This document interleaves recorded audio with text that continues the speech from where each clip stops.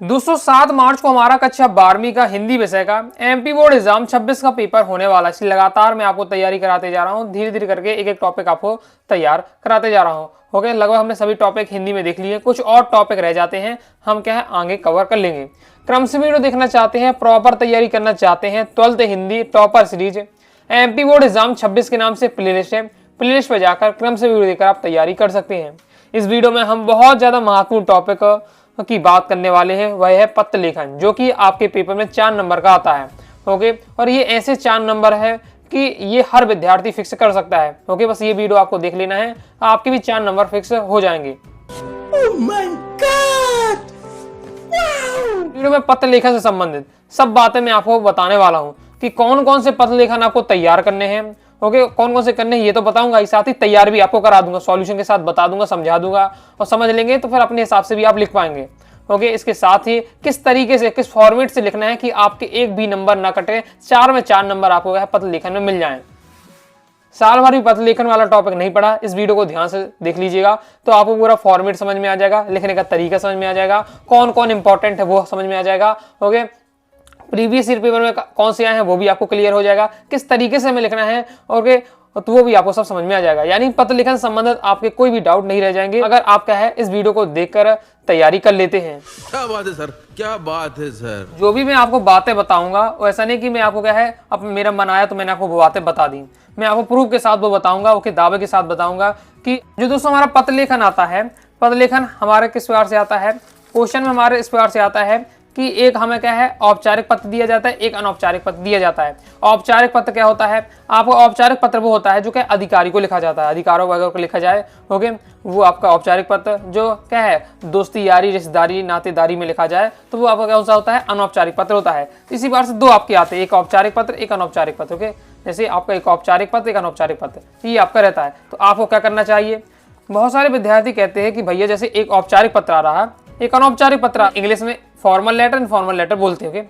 तो जैसे औपचारिक पत्र आ रहा है, एक अनौपचारिक पत्र आ रहा, तो बहुत सारे विद्यार्थी कह रहे हैं कि भैया क्या मैं औपचारिक पत्र पढ़ लूँ, ओके, क्यों करना तो एग्जाम में एक ही है, या फिर अनौपचारिक पत्र याद कर लेता हूँ। ओके, दोनों को क्या पढ़ने की जरूरत, करना तो हमें एग्जाम में एक ही है। तो इसमें मैं आपको कहूंगा कि आपको क्या है दोनों ही तैयार करने चाहिए, औपचारिक पत्र भी अनौपचारिक पत्र भी।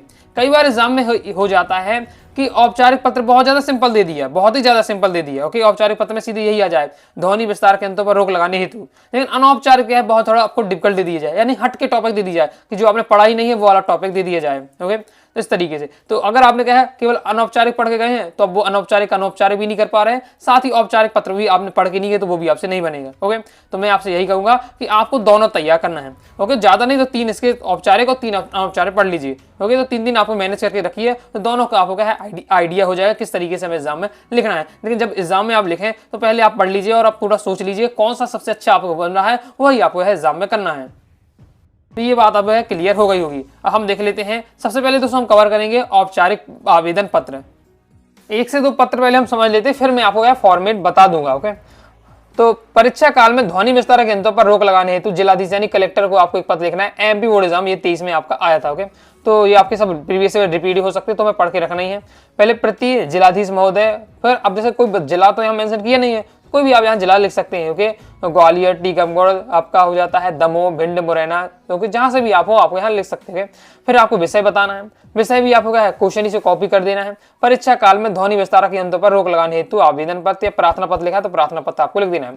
फिर आपको लिखना महोदय।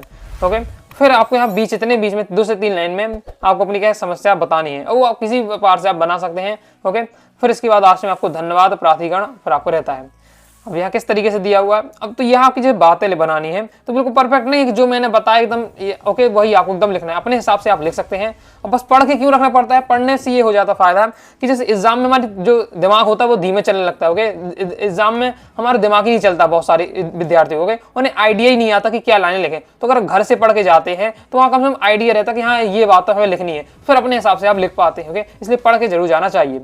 सभी ने निवेदन है कि माध्यमिक शिक्षा मंडल की बोर्ड परीक्षाओं का समय नजदीक है, हम सभी परीक्षा की तैयारी कर रहे हैं। ऐसी स्थिति में तेज आवाज में बजने वाले लाउड स्पीकर हमारी पढ़ाई को व्यवधान उत्पन्न कर रहे हैं। ये लाउड स्पीकर सार्वजनिक स्थानों पर बड़ी मात्रा में कणभेदी आवाज से मानसिक संतुलन को भी अशांत कर रहे हैं। क्या बताया जा रहा है कि बोर्ड परीक्षाएं चल रही हैं। ओके, माध्यमिक शिक्षा मंडल की जो परीक्षाएं हैं बिल्कुल नजदीक आ गई हैं, हम परीक्षा की तैयारी कर रहे हैं, लेकिन इस ऐसी स्थिति में क्या लाउड स्पीकर क्या है हमें बहुत ज्यादा परेशान कर रहे हैं, और ये हमारा क्या है जो कर्णभेदी आवाज से क्या मानसिक असंतुलन भी अशांत हो रहा है।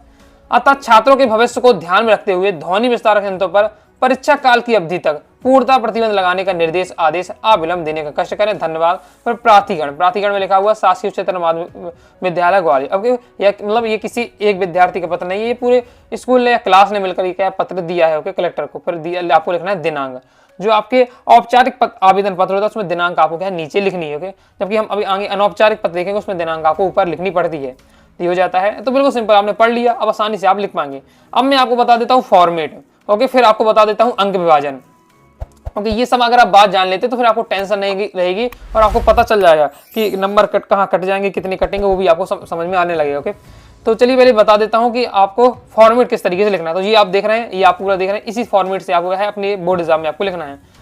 मतलब कि आपका जो प्रति रहेगा, जिलाधीश महोदय, विषय रहेगा, सविनय निवेदन स्टार्ट होगा, ये पूरी क्या है आपकी एक ही लाइन में चलेगा। एक ही लाइन में देखिए बिल्कुल सीधा चलता आ रहा है, एक ही लाइन में पूरा सीधा चलता है। तो आपने देखा हो दोस्तों कि इससे आपका ये प्राधिकरण है और ये लिखा जाता है धन्यवाद। तो बहुत सारे लोग यहाँ लिख देते ओके, यहाँ लिखते हैं, ये वाला जो सेक्शन है वो यहाँ लिख देते ओके। तो इस तरीका लिख सकते थे पहले, लेकिन अब क्या है सीधे सीधे का फॉर्मेट चल रहा है ओके। और वही आप कहीं भी देखेंगे तो आपको यही देखने को मिलेगा। जैसे मैं बताऊं, मैंने स्वयं बोर्ड एग्जाम दिया है, हिंदी के बोर्ड एग्जाम दिया है, 98 नंबर थे एमपी बोर्ड में ओके, टॉपर रहा हूं। तो यहाँ जब भी मैंने इसी फॉर्मेट का मैंने उपयोग किया, सीधे सीधे लिखा था, क्लियर है। और इसी बार से मैंने टॉपर की कॉपी का एनालिसिस किया है, मैं आपको दिखाते भी जा रहा हूँ। एमपी बोर्ड एग्जाम 23 के टॉपर की कॉपी है, यहाँ मैं आपको दिखाता हूँ। ये इसने लेटर लिखा है, देखिए किस तरीके से लिखा, 2023 में आया था। अभी मैंने बताया 2023 में आपका ध्वनि विस्तारक यंत्रों पर प्रतिबंध लगाने हेतु आया था। तो देखिए सीधे सीधे जिलाधीश महोदय, जिला फिर लिखा हुआ, विषय लिखा हुआ, देखिए सीधे ये लिख दिया है ओके। और आपका एक पेज में, जैसे बोर्ड एग्जाम की एक पेज की कॉपी में आपका नहीं हो पा रहा तो नेक्स्ट पेज में भी आप लिख सकते हैं, कोई दिक्कत नहीं रहने वाली। देखिए इसका आधा हुआ इस स्टूडेंट का, तो उसने आगे जो मटेरियल बचा वो क्या नेक्स्ट पेज में लिख दिया इस बार से ओके। तो सीधे सीधे आपको लिखना है, क्लियर है। तो कोई एक फॉर्मेट की आपको दिक्कत नहीं रहने वाली है। बस आपको क्या करना है कि एक लाइन आपको गैप छोड़ दीजिए, जैसे विषय लिखना है तो एक लाइन गैप छोड़ दीजिएगा। फिर इसके बाद अगली जब महोदय स्टार्ट करें तो वहाँ से आपको यहाँ से एक या इस लाइन में एक गैप छोड़ देना, फिर भी पूरा आपका जाएगा ओके। फिर धन्यवाद जब लिखे तो थोड़ा गैप छोड़ दीजिएगा। फिर इसके बाद प्राधिकरण छोड़े तो थोड़ा सा एक गैप छोड़ देना, मतलब एक लाइन आपको छोड़ देना है, और ये आपकी पूरी थ्योरी में चलेगा ओके। जैसे अतः लिखना चाहें तो थोड़ा सा आप खिसका कर लिख सकते हैं, बाकी नहीं तो सीधे भी चलेगा, कोई दिक्कत नहीं रहने वाली। तो ये आप समझ लो किस तरीके से आपको लिखना है फॉर्मेट। हमें पता है कि हमारा जो पत्र लेखन 4 नंबर का आता है, तो 4 नंबर आपके डिवाइड रहता है, कितना लिख देता अगर स्टूडेंट तो 1 नंबर, इतना लिख देता 1 नंबर, इतना लिख देता 1 नंबर ओके। तो इस प्रकार से तो ये डिवाइड रहता है। आप यहाँ नोटिस करिएगा, एमपी बोर्ड एग्जाम 25 का पेपर है, यहाँ पत्र लेखन में देखिए तो 1 + 1 + 1 + 1 = 4, ऐसा क्यों लिखा हुआ है। डायरेक्ट लिख सकता है भाई, ये पत्र लेखन 4 नंबर का है, तो इसके ऊपर क्या है, इसके अंदर राज छुपा हुआ है। क्या राज है वो आपको समझा देता हूँ। तो यहाँ एमपी बोर्ड ने स्वयं बताया, एमपी बोर्ड का ये आंसर शीट की कॉपी है। तो एमपी बोर्ड स्वयं कहता है कि जो कोई भी विद्यार्थी अगर संबोधन लिखने पर उसे 1 नंबर मिलेगा। संबोधन क्या कहलाता है, संबोधन वाला ये आपका प्रति लिख कर लिखते हैं हम, वो आपका संबोधन कहलाता है। इतना बस आप लिखा ये एग्जाम 1 नंबर आपको मिल जाएंगे। फिर आपको विषय लिखने पर 1 नंबर, अगर आपने क्या है इतना तो लिख दिया, ये और लिख दिया तो 2 नंबर आपके फिक्स हो जाएंगे ओके। महोदय से नीचे ना लिखे फिर भी आपको 2 नंबर फिक्स हो जाएंगे। फिर आपका रहता है पत्र का मुख्य भाग लिखने पर 1 नंबर। पत्र का मुख्य भाग कौन सा है, पत्र का मुख्य भाग ये आपका रहने वाला, पत्र का ये मुख्य भाग है, ये वाला मुख्य भाग ओके। तो इसना लिख दिए 1 नंबर। लास्ट में है आपका समापन लिखने पर, जैसे दिनांक लिखने पर, समापन, प्रेषण स्थान, ये सब लिखते हैं हम, उसका 1 नंबर आपका रहता है। तो ये आप इतना लिख देते तो 1 नंबर आपका रहने वाला। तो इस तरीके से आपका ये 4 नंबर डिवाइड रहता है, इतना 1 नंबर, फिर 1 नंबर, ये 1 नंबर और 1 नंबर। जोर जोर से बोल के लोगों को स्कीमें बता दे ओके। तो आपने क्या देखा कि हर विद्यार्थी, मुझे पता है, मैं इतनी डीपली क्यों बता रहा हूँ कि आपको टेंशन नहीं रहेगी कि यार मेरे पूरे नंबर चले जाएंगे ओके। कहाँ आपके नंबर कट सकते हैं वो भी मैं आपको समझा देता हूँ, और वहाँ पर आपको फोकस करना है। ये हर विद्यार्थी कर लेगा, प्रति लिखकर, सेवा में लिखकर आराम से कर लेगा ओके। कलेक्टर को आए तो कलेक्टर को ओके, इसके साथ ही अगर न्यूज़पेपर एडिटर संपादक को आए तो नगर पालिका अध्यक्ष को आए, जिसको भी आए वो आप यहाँ लिख देंगे, जो जिला अपना से लिख दे सकते हैं तो ओके। और विषय तो आप आसानी से उसी कॉपी पेस्ट करना है, और नीचे का आप जानते हैं धन्यवाद, प्राधिकरण, ये आपको लिख ही लेंगे। तो इतना तो आपने कर लिया, तो 3 नंबर तो वैसे ही आपके पक्के हो गए। मतलब थोड़ा कुछ आपने ज्यादा पढ़ा नहीं है, बेसिक बात है, आप जानते हैं 3 नंबर आपके वैसे ही फिक्स हो गए। बात आती है इसका 1 नंबर की, तो बस उस टॉपिक से संबंधित आपको अब 1 नंबर का लिखना है। 1 नंबर आपको यहाँ से मतलब मिलने वाला है, तो ज्यादा नहीं 2 से 3 लाइन, 3 लाइन में आपको 1 से 2 लाइन में आपको समस्या बता देनी है, अता लग करके आपको क्या है 1 लाइन वो लिख दीजिएगा तो आपका काम हो जाएगा। तो आप पूरा राज मैंने पूरा बता दिया कि किस तरीके से आपका होता है ओके। अब भाई आपका नॉलेज तो कमाल का है भाई का। अब हम और क्या है, ये तो हमने पूरा समझ लिया है। अब हम देख लेते हैं और इम्पोर्टेंट आवेदन पत्र ओके, मैंने पूरा डीपली आपको समझा दिया है, पूरे यहाँ राज खोल दिए। ओके, तो अब समझ में आ गया होगा, तो टेंशन नहीं रहेगी, आराम से आप कर पाएंगे। ओके, तो 3 नंबर तो हर विद्यार्थी फिक्स ही रहता है, जो हर विद्यार्थी टेंशन लेता है कि अरे भैया नंबर न कट जाए। 3 नंबर तो वैसे भी आपके फिक्स है। ओके, बीच में आपका रहता है ये मुख्य भाग, तो उसको भी आप क्या है उससे टॉपिक संबंध 2-3 लाइन लिख दीजिए, वो भी आपको नंबर मिल जाएंगे। वो बाकी कोई भी आ जाए फिर आपको टेंशन नहीं रहेगी। ओके, तो देखिए, सचिव माध्यमिक शिक्षा मंडल भोपाल को हाई स्कूल परीक्षा की अंक सूची की द्वितीय प्रति मंगवाने हेतु आवेदन पत्र लिखना है। एमपी एग्जाम 25 में आ चुका है, तो आपके 26 में नहीं आने वाला है, बाकी आप ये पढ़ लीजिएगा, ये आपका दिया हुआ है। ओके, अब सिंपल आपका दिया हुआ है, जिसमें सेवा में सचिव महोदय माध्यमिक शिक्षा मंडल भोपाल, विषय क्या है हमारा अंक सूची की द्वितीय प्रति भेजने हेतु।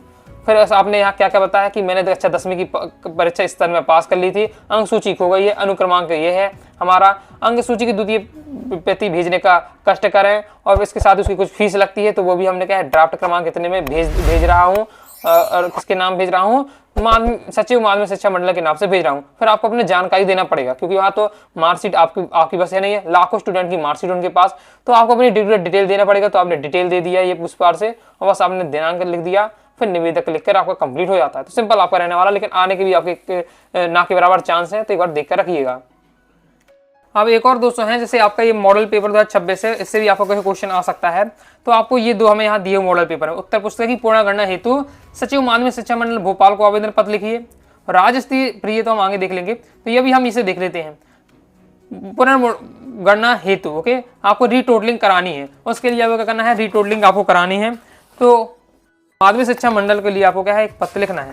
अभी हमने देखा तो द्वितीय प्रतिलिपि मंगाने के लिए, तो हाई चांस है कि आपका ये पूछ लिया जाए, जैसे अब ये आया था आपका द्वितीय प्रति मंगाने के लिए, तो अब आपका पुनर्गणना के लिए आ सकता है, तो ये आपको पढ़ के रखना है। तो वो भी मैं आपको समझा देता हूँ कि ये भी लिखा हमने, सेवा में सचिव महोदय माध्यमिक शिक्षा मंडल भोपाल, विषय क्या उत्तर पुस्तिका की पुनर्गणना हेतु आवेदन पत्र, फिर महोदय करके हमने किस प्रकार से ये आपका नीचे पूरा आपको डिटेल डालनी है। तो हमने यहाँ क्या बताया कि मेरा नाम ये है, पिता का नाम ये है, और कक्षा 10वीं और 12वीं के विद्यार्थी हो, मेरा अनुक्रमांक नंबर आपको बताना है, इस वर्ष की बोर्ड परीक्षा में भाग लिया है, तो आपको बताना 2026 की बोर्ड परीक्षा में भाग लिया है। प्राप्त पत्र होने पर मुझे ज्ञात है हुआ कि मुझे अपेक्षित अंक प्राप्त नहीं, मतलब जितना मैंने सोचा उतने मेरे नंबर नहीं आए हैं, अतः मेरे द्वारा लिखित उत्तर को पुनर्मूल्यांकन कराने हेतु पुनर्गणना कराने हेतु क्या विनम्र अनुरोध है। फिर इसके बाद आपको क्या कहना है आपसे निवेदन है कृपया मेरी उत्तर पुस्तिका की पुनर्गणना का कराकर संशोधित परिणाम प्रदान करने की कृपा करें। मैं इसके लिए निर्धारित शुल्क जमा करने के हेतु तैयार, उसकी फीस भी लगती है। ओके, आप आगे अभी आपका एग्जाम हो जाए, अगर आपको लगता है कोई में नंबर कम आए, रीटोटलिंग करा सकते हैं, बाकी कुछ मतलब नहीं होता। 99.99% विद्यार्थियों के नंबर नहीं बढ़ते यहाँ। ओके,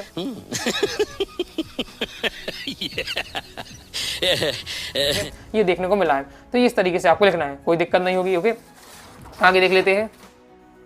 नगर निगम अध्यक्ष को शिकायती पत्र लिखिए जिसमें मोहल्ले की नियमित सफाई न होने पर आपको एक बात कही गई हो। तो हमें किसको लिखना है, यहाँ नगर निगम को अध्यक्ष को लिखना है, नगर पालिका अध्यक्ष को भी आपका आ सकता है। सेवा में अध्यक्ष महोदय नगर निगम या नगर पालिका रीवा मध्य प्रदेश। विषय क्या है, मोहल्ले की सफाई होने पर विवाद, मोहल्ले की सफाई नियमित सफाई न होने पर विवाद होना चाहिए, न होने पर विवाद। इसे यहाँ आपको लिखना है फिर महोदय। अब किस प्रकार से इसकी थ्योरी एक बार पढ़ लीजिएगा, फिर अपने लैंग्वेज में आप लिख सकते हैं कि अब क्या है, मोहल्ले की सफाई नहीं हो रही, तो सफाई नहीं होगी मोहल्ले में तो क्या गंदगी फैलेगी, गंदगी से क्या क्या समस्याएं उत्पन्न हो सकती है वो आपको यहाँ बता देनी है। देखिए, निवेदन है कि मैं सिरमौर चौराहे के निवासी सफाई की अव्यवस्था से बहुत परेशान है। यहाँ नालियों की सफाई नहीं होती है, सड़कें झाड़ी नहीं जाती हैं, जगह जगह कचरों की ढेर लगा रहता है, नालियों का पानी बहकर सड़कों पर फैल जाता है, दुर्गंध और एवं मच्छरों के फैलाव से लोगों का जीना हराम हो गया है, मलेरिया और डेंगू जैसी बीमारियां अपने पैर पसार रही हैं। अतः श्रीमान जी से निवेदन है कि अविलंब हमारे मोहल्ले की सफाई के लिए संबंधित कर्मचारी को आदेश देवें। इस हेतु तत्काल उपाय नहीं किए गए तो हमें आंदोलन का रास्ता अपनाना पड़ेगा या हमें आंदोलन का रास्ता अपनाना होगा। आशा है आप हम लोगों के निवेदन पर क्या तत्काल ध्यान देंगे। तो पढ़ते ही आपको समझ में आ गया होगा किस तरीके से हमें बताना है। मोहल्ले में सफाई नहीं हो रही, परेशान है, जैसे हम नालियाँ साफ नहीं हो रही हैं और सड़कें झाड़ी नहीं जा रही है, कचरों के ढेर लगे हुए हैं, नालियों में पानी जिससे बह रहा है, गंदा पानी बह रहा है और दुर्गंध और क्या मच्छरों का फैलाव हो रहा है, जिससे क्या जीना हराम हो गया है। तो मोहल्ले की सफाई कराने के लिए क्या है, कष्ट करें। क्लियर है। फिर आपको इस प्रकार से लिखना है, धन्यवाद दिनांक लिखना है, भव्य और समस्त मोहल्लावासी यहाँ ये निवेदन कर रहे हैं, तो समस्त मोहल्लावासी सिरमौर चौराहा रीवा, इस प्रकार से। क्लियर है, समझ गए होंगे। आगे देख लेते हैं। कि क्षेत्र में बिजली संकट से उत्पन्न कठिनाइयों का वर्णन करते हुए प्रतिष्ठित समाचार पत्र के संपादक को आपको क्या है पत्र, उनके नाम आपको पत्र लिखना है।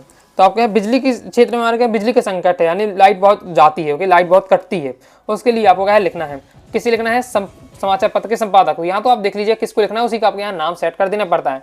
प्रति संपादक महोदय श्री राम प्रेस ग्वालियर। अब विषय क्या है, बिजली संकट से उत्पन्न कठिनाइयां हैं, उसके विषय में आपको यहाँ बताना है। बस आपको अब लिख देना है क्या क्या समस्या उत्पन्न हो सकती हैं। आपके लोकप्रिय समाचार पत्र के द्वारा मैं बिजली संकट से उत्पन्न कठिनाइयों से बिजली विभाग के अधिकारियों को अवगत कराना चाहता हूँ। वर्तमान में बिजली एक अनिवार्य आवश्यकता है, जीवन में भी ऐसे साधनों का अभ्यस्त हो गया है, यानी हमारा जो पूरा जीवन है क्या इसी पर एकदम टिक गया है, ओके। अब इसी के भरोसे रह गए हैं। पहले समय तो कभी कभार क्या है बिजली आया करती थी या गांव में हुआ ही नहीं करती थी, ओके। पूरा जीवन ही क्या है लोगों का बिना बिजली के बीत जाता था, लेकिन आज हम क्या है कुछ मिनटों भी नहीं रह सकते हैं, ओके। तो वही बताया जा रहा है कि वर्तमान में बिजली की अनिवार्य आवश्यकता है, जीवन भी ऐसे साधनों के अभ्यस्त हो गया है जो बिजली से संचालित होते हैं, यानी कूलर पंखा हो गया, गर्मी अगर आ रही है तो कूलर पंखा के बिना हम रह ही नहीं पाते, ओके, इस बार से। अतः बिजली गायब हो जाना, कम वोल्टेज आना हमारी दिनचर्या अव्यस्त बना है देती है। इसके साथ ही वर्तमान में खेती, व्यापार, उद्योग भी कल्पना बिना बिजली के नहीं की जा सकती। यानी आप कोई भी काम करते हैं, अगर आपका व्यापार चल रहा, बिजनेस चल रहा, तो वो भी अच्छे से नहीं हो पाएगा। खेती किसानी कर रहे हैं तो भी उसमें दिक्कत आपको होने वाली है, ओके। तो ये सभी अब क्या है बिजली पर डिपेंड है। बिजली संकट हमारे उत्पादन को प्रभावित करता है, जो किसी राष्ट्र के लिए शुभ चिंतक नहीं है। इस पत्र से अपने समाचार पत्र में प्रमुख स्थान देकर संबंधित अधिकारियों एवं शासन का ध्यान आकर्षित करने की कृपा करें और दिनांक दिया हुआ निवेदन दिया हुआ इस प्रकार से। तो आप देख सकते हैं अगर बिजली संकट पर आ जाए तो किस तरीके से आपको लिखना है। फिर नेक्स्ट देख लेते हैं जो कि इंपॉर्टेंट है, 2022 में आया, 2024 में आ चुका है, तो हाई चांस है कि आपको 2026 में भी आ जाए। इसे भी आपको अच्छे से तैयार करके रखना है। नगर निगम नियामक को नियमित जल आपूर्ति कराने हेतु आवेदन पत्र लिखिए। अब आपको क्या करना है, जल की नियमित आपूर्ति, यानी रेगुलर आपका क्या है पानी जो सप्लाई वाला पानी होता है वो आपका नहीं आ पा रहा है, उसके लिए आपको कहना है। तो किसी नगर निगम को या नगर पालिका को आप आ सकता है, नगर निगम लिखा हुआ तो वो आपको लिख देना है। फिर विषय क्या है, नगर में जल की अनियमित आपूर्ति के संबंध में अब आपको किस तरीके से बताना है कि गत वर्ष के भांति इस बार भी नगर में जल प्रवाह की स्थिति अत्यंत शोचनीय है। यानी जो सप्लाई वाला पानी होता है उसकी वो क्या है मतलब कभी आ रहा कभी नहीं आ रहा, वो सब हो रहा काम। वार्ड संख्या 9 के संपूर्ण क्षेत्र में गत 7 दिनों से जल आपूर्ति नहीं हुई है, यानी क्या पानी नहीं आया, सप्लाई का पानी आया ही नहीं है, ओके। इससे क्या हुआ है, क्षेत्रीय नागरिक जल की कमी से आकुल व्याकुल हो गए हैं। जल शीत काल में ही जल की आपूर्ति इस प्रकार है की व्यवस्था है, तो ग्रीष्म काल में जल आपूर्ति क्या स्थिति होगी। तो कहा जा रहा है कि ठंडियों के समय में पानी की जरूरत नहीं होती, फिर भी पानी इतने अच्छे से नहीं आ रहा। तो गर्मियों में तो पानी की बहुत ज़्यादा जरूरत होती है, जब ठंडियों में पानी की सप्लाई नहीं आ रहा है, गर्मियों में तो और बेकार स्थिति हो जाएगी। तो यह आप स्वयं भी सोच सकते हैं। अतः आशा ही नहीं अपितु पूर्णतः विश्वास है कि आप जलापूर्ति की नियमित व्यवस्था करके अनुग्रहित करेंगे। फिर धन्यवाद। फिर दिनांक को डाल देना, प्रार्थी क्या है, वार्ड संख्या 9 के समस्त नागरिक ये निवेदन कर रहे हैं। क्लियर है और इंपॉर्टेंट रहने वाला है, 2022 और 2024 में आ चुका है। कितना सिंपल दिया है, 2-3 लाइन में आपको समस्याएं बताई हैं। बाकी ये वाला फॉर्मेट तो आप सभी विद्यार्थी जानते हैं कैसे सेट करना है। तो 3 नंबर तो आपके मतलब फिक्स रखे ही हुए हैं, बस इसको आपको है 2-3 लाइन अगर अच्छे सेट कर लिया तो आपको वही नंबर मिल जाएगा, यानी 4 नंबर आपके फिक्स हो जाएंगे। इसके बाद दोस्तों हम देख लेते हैं अनौपचारिक आवेदन पत्र के अनौपचारिक आवेदन पत्र, जिसमें हमारा पहला है ये अपने पिताजी को एक पत्र लिखना है जिसमें परीक्षा की तैयारी के विषय में आपको जानकारी देनी है कि आपकी परीक्षा की तैयारी कैसी चल रही है। एबी एग्जाम 23 में कोई आ चुका है अनौपचारिक पत्र में, तो अच्छे से ऐसे भी आपको तैयार करके रखना है।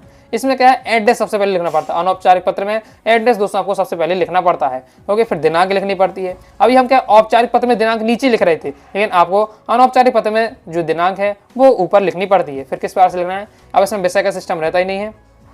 इसमें भी आप अंकवाचन देखिएगा अनौपचारिक पत्र में कि संबोधन लिखने पर 1 नंबर मिलता है। ये संबोधन लिखते हैं हम, परम पूज्य पिताजी, इस प्रकार से संबोधन हो गया। फिर आपको पता लिखने पर 1 नंबर, जो पता हम लिखते हैं सबसे ऊपर आपको पता लिखना पड़ता है, तो पता लिखने के आपको क्या है 1 नंबर यहाँ रहता है। फिर मुख्य भाग का 1 नंबर रहता है, और लास्ट का जो आपका क्या है नीचे वाला हिस्सा होता है, ओके, जिसमें आपको प्रेषक जिसमें बारे में बताया जाता है, प्रेषक के बारे में, वो आपको लिखना पड़ता है, तो इसकी आपको 1 नंबर रहते हैं। तो चलिए देख लेते हैं। अब यहाँ हमारा है सादर चरण स्पर्श, परम पूज्य पिताजी सादर चरण स्पर्श है। मैं यहाँ स्वस्थ एवं कुशल हूँ और आशा करता हूँ कि आप सभी भी लोग सकुशल होंगे। मेरी पढ़ाई ठीक चल रही है। मैं आपको बताना चाहता हूँ कि मेरी वार्षिक परीक्षा कुछ ही दिन में क्या शुरू होने वाली है। विद्यालय की पढ़ाई समाप्त तो हो चुकी है। कक्षा में प्रथम स्थान लाने के लिए बहुत मेहनत कर रहा हूँ और आपको विश्वास दिलाता हूँ कि प्रथम श्रेणी में उत्तीर्ण होकर आपका और विद्यालय का और अनुराग आषाढ़ी क्लासेस का क्या नाम रोशन करूँगा। फिर पिताजी को लिख रहे हैं तो कहिएगा कि माता जी दादाजी को चरण स्पर्श, ओके। फिर आपका पुत्र, इस तरीके से आपको लिखना है। सिंपल है। मैं यहाँ स्वस्थ हूँ और आशा करता हूँ कि आप सभी लोग भी सकुशल होंगे और स्वस्थ होंगे। मेरी पढ़ाई ठीक चल रही है। मैं आपको बताना चाहता हूँ कि वार्षिक परीक्षा कुछ ही दिन में शुरू होने वाली है, बोर्ड परीक्षा कुछ ही दिन में शुरू होने वाली है। विद्यालय की पढ़ाई भी अब समाप्त हो चुकी है कक्षा में प्रथम स्थान लाने के लिए। और आप यहाँ लिख सकते हैं, अगर आप बोर्ड एग्जाम के लिए लिख रहे हैं तो आप कक्षा में नहीं, सीधे आप लिख सकते हैं कि मैं क्या है एमपी टॉपर बनने के लिए, ओके, जिला सूची में पहला स्थान लाने के लिए बहुत ज़्यादा मेहनत कर रहा हूँ। आपको विश्वास दिलाता हूँ कि मैं प्रथम श्रेणी में उत्तीर्ण होकर आपका और आपके विद्यालय का और अनुराग क्लासेस का नाम रोशन करूँगा। आगे देख लेते हैं। नेक्स्ट, हाई स्कूल परीक्षा में प्रथम श्रेणी में उत्तीर्ण होने पर मित्र को बधाई पत्र लिखना है, एड्रेस डालना है, दिनांक लिख दिया है। प्रिय मित्र नवीन इसने नमस्कार, आज दैनिक पत्र में हाई स्कूल परीक्षा का परिणाम देखा। हाई स्कूल यानी कक्षा 10वीं का परिणाम आया है। अनुक्रमांक, आपका अनुक्रमांक प्रथम श्रेणी में देखकर मेरा मन मयूर मस्त होकर नृत्य करने लगा। आपका प्रवीण सूची में तृतीय स्थान है। इससे आप ही नहीं, साला और हम सब लोग भी गौरवान्वित हुए हैं। अतः प्रिय मित्र, बधाई स्वीकार हो। मैं परम पिता परमात्मा से प्रार्थना करता हूँ कि वह इसी प्रकार आपको सदैव सफलता प्रदान करे और आप सुंदर और संपन्न जीवन में क्या विहार करें। आपका मित्र श्रीकांत। ओके, तो सिंपल है। मैं हर बार बताता हूँ किस तरीके से लैंग्वेज आपको लिखना है कि आपको अपनी बधाई देते समय आपको व्यक्त करना कि मैं बहुत ज़्यादा खुश हूँ। चाहे आपको अंदर ही अंदर दुख हो रहा है कि यार ये कैसे पास हो गया, कैसे टॉपर बन गया, जलन हो रही होगी, लेकिन आपको क्या है अच्छे अच्छे शब्दों का यहाँ प्रयोग करना है कि जैसे मैंने तुम्हारा परिणाम देखा मैं मयूर मस्त होकर एकदम नाचने लगा। ओके, जब प्रवीण सूची में तुम्हारा नाम देखा तो मैं नहीं, पूरी साला, ओके, हम सब एकदम गौरवान्वित हुए हैं। अतः बधाई स्वीकार करो। ओके, इस प्रकार से। और आगे भी इसी प्रकार से मैं परमात्मा से प्रार्थना करता हूँ कि आगे भी इसी प्रकार से सदैव का सफलता तुम्हें प्रदान करे। क्लियर है? आगे देख लेते हैं। नेक्स्ट देख लेते हैं। नेक्स्ट भी जब 22 में आ चुका, 24 में आ चुका, तो ये भी आपका एमपी जब 26 में आने की बहुत हाई चांस है। अपने बड़े भाई के विवाह में सम्मिलित होने के लिए अपनी सहेली, सहेला, मित्र को आपको क्या है निमंत्रण पत्र देना है। ये आपका एड्रेस, दिनांक, प्रिय सखी, ओके, दिशा, सा प्रेम, नमस्ते। अब यहाँ आपको बताना है कि आपके बड़े भाई का विवाह होने वाला है, उसमें आपको सम्मिलित के लिए निमंत्रण पत्र देना है। तो मैं यहाँ स्वस्थ और कुशल हूँ, आशा करता हूँ कि आप सभी लोग भी सकुशल होंगे। अत्यंत हर्ष के साथ सूचित किया जाता है कि मेरे बड़े भाई का विवाह इस तारीख को संपन्न होने वाला है। कार्यक्रम इतने से प्रारंभ हो जाएगा। तो शादी जिस दिन होती है, आप जानते हैं विभिन्न प्रकार के कार्यक्रम होते हैं शादियों में, तो उससे पहले से स्टार्ट हो जाते हैं। 4-5 दिन लगातार पहले से ही कार्यक्रम स्टार्ट हो जाते हैं। 20 तारीख को यहाँ शादी है, ओके, तो 15 तारीख से क्या कार्यक्रम स्टार्ट होने वाले हैं, जैसे हल्दी वगैरह, मेहंदी वगैरह होती है। ओके, अतः इस शुभ अवसर पर तुम सपरिवार आमंत्रित हो। मैं चाहती हूँ कि तुम ओके इस तारीख से पूर्व ही आ जाओ, यानी जिस दिन अब कार्यक्रम स्टार्ट होने से 20 तारीख को शादी है, 15 को क्या है कार्यक्रम स्टार्ट होने, तो कार्यक्रम जब स्टार्ट होने ही है उससे पहले ही आ जाओ। मैं तुम्हारी क्या प्रतीक्षा करूंगी, तुम्हारी सहेली और इस बार से दिया हुआ नाम। क्लियर है? सिंपल लैंग्वेज दिया है, बिल्कुल जितना सिंपल हो सकता है वो आपका दिया है। नहीं तो आप यहाँ और भी बातें यहाँ बता सकते हैं कि जो शादी होने वाली है इस गार्डन में होने वाली है, बारात इतने तारीख को जाने वाली है, इस तरह की लाइनें भी आप यहाँ सेट कर सकते थे। ओके, लेकिन आपको मैंने शॉर्ट में एकदम दे दिया कि इतने में आपका काम हो जाएगा, कोई दिक्कत ज़्यादा जरूरत नहीं है एक्स्ट्रा याद करने की। नेक्स्ट और लास्ट, अपने मित्र को बात प्रतियोगिता में प्रथम आने पर बधाई पत्र लिखना है। अब एमपी बोर्ड एग्जाम 25 में अभी आपका आ चुका है, तो कम ही चांस है कि आपके जो मित्र ने बात प्रतियोगिता में प्रथम स्थान प्राप्त किया है। हो सकता है कि बात प्रतियोगिता में प्रथम स्थान ना आकर कोई अन्य प्रतियोगिता में प्रथम स्थान आ जाए, तो बाकी आप पढ़ लीजिएगा तो आपको क्या फॉर्मेट समझ में आ जाए कितना मुझे बाद में बतानी है। ओके, बातें बतानी है। जैसे मॉडल पेपर में बात करें तो ये आया था, राज्य स्तरीय बाल रंग निबंध प्रतियोगिता में प्रथम स्थान प्राप्त करने पर मित्र को बधाई पत्र लिखी। अब बल्कि बात वही है, वो सेम ही एकदम पत्र है। यहाँ वाद विवाद प्रतियोगिता में प्रथम स्थान प्राप्त किया, यहाँ राज्य स्तरीय बाल रंग निबंध प्रतियोगिता में प्रथम स्थान किया, तो लिखना वही आपको लेने वाला है, वही इस प्रकार से बातें आपको लिखनी है। ओके, तो पढ़ बस लीजिएगा। बस अगर निबंध में प्रथम स्थान किया तो निबंध वाद विवाद प्रतियोगिता जो भी है वो आपको यहाँ सेट कर देना है। बाकी बातें होती है, जो थ्योरी होती है वही आपकी सेम रहने वाली है। ओके, तो तैयार करके रखिएगा। तो इस प्रकार से दोस्तों मैंने आपको इंपॉर्टेंट औपचारिक और औपचारिक बता दी है, पूरा तरीके अच्छे तरीके से समझा दिया है। ओके, तो वीडियो को देखते ही देखते आपकी है पूरी पत्र लेखन की तैयारी हो चुकी है। जो पत्र लेखन बताए इन्हीं में से आपका रहने वाला है, इसलिए अच्छे से आपको तैयार कर लेना है। और किसी दूसरे टाइप का भी और किसी दूसरे टॉपिक पर भी आ जाए तो भी मुझे विश्वास है कि आपने इतने सारे पत्र लेखन पढ़े हैं, आप समझ गए होंगे कि मैं किस तरीके से पत्र लेखन करना है, अपने हिसाब से आप जरूर लिख पाएंगे। ओके, तो कोई भी पत्र लेखन आ जाए फिर भी आप आसानी से कर ले जाएंगे, 4 नंबर आपके फिक्स हो जाएंगे। तो वीडियो को लाइक करें, सब्सक्राइब कर दीजिएगा। इसके साथ ही टेलीग्राम चैनल, व्हाट्सएप को ज्वाइन कर लीजिएगा। प्रॉपर हिंदी विषय की तैयारी करना चाहते हैं, 12th Hindi topper series MP board exam 26 के नाम से प्लेलिस्ट है, प्लेलिस्ट पे जाकर क्रम से वीडियो देखकर आप तैयारी जरूर कर लीजिएगा। इसके साथ ही कोई डाउट आता है कमेंट से आप जरूर पूछिएगा। मिलते हैं नेक्स्ट वीडियो में, तब तक के लिए बाय बाय।